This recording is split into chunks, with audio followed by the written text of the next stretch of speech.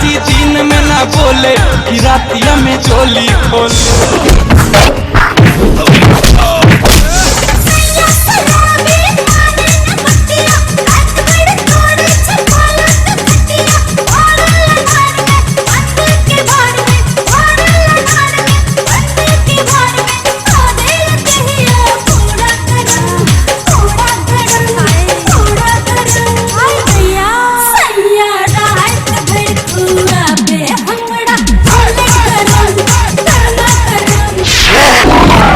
अगर मंदिर पर बैठ जाए तो भगवान ने कहा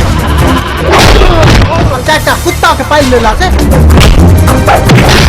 पहलवान ने कहा आमक महीना के गर्मिया मादा बहावे पसीना हद से ही ज्यादा।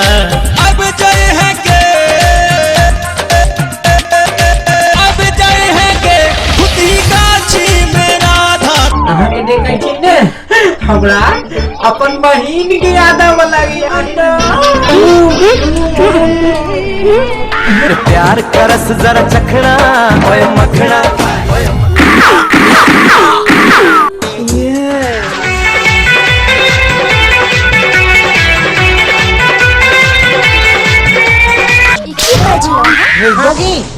गोइठा कंपनी से फोन आया है कि गोरहा को घर कर दे, बारिश आने वाला है। अरे करवा दो। करवा कहीं के करेजा में फेफड़ा की फोफी आय पिया गाजा बीरी सर्वे सब आय देखा मरवा नहीं रो भाई कौन कौन चक्की के खाई छपुची आटा के पूछे छी एड्रेस करे छबाई टाटा के। मन भोग शक्ति भोग सेक्सी भोग आटा रे कुछ बजे एड्रेस कमर सन चाटा रे। कलवा के इलाका में को कलवा के मारला पुरानी छोड़ो।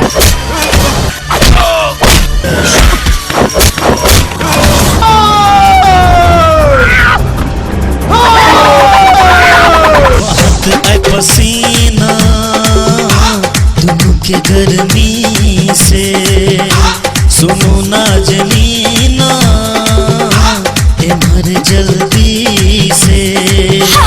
के बारे बस करे जीवन बिलैया देखू करे यतन के बारे बस करे जीवन बिलैया देखू करे यतन। कोना के बुझा भी अब धर कैया हमर जिया यही प्रिया।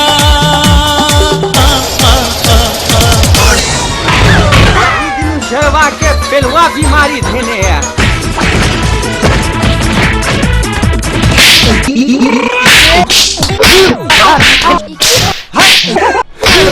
गणपत हरामी अहाँ तो पाई खर्चा करे वाला आदमी लगे छी ने। एक बात कहू अहाँ अपना बचिया के पोखर में डुबा दी। एक बात कान खोल कर सुन लियो, आबो दिन दूर नहीं छल जे बेटी वाला के पाई दो के बेटा वाला के तब बियाह करे पड़ते बुझलिए। हम वादा करे छी कि अहाँ के चूल्हा से जरूर मिला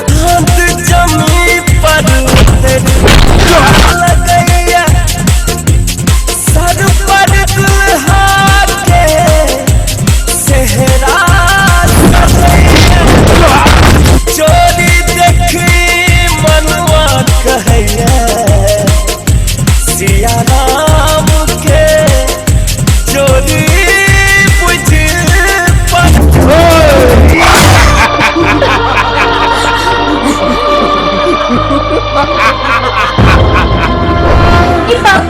सर्वनाश हमरा चूल्हा के भेजी भगवान, हमर चूल्हा के भेजी।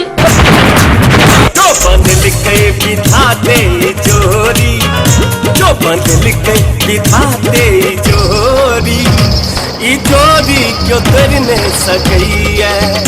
क्यों कतबो गले बल जोरी, क्यों कतबो गले बल जोरी, ई जोरी क्यों करने सकई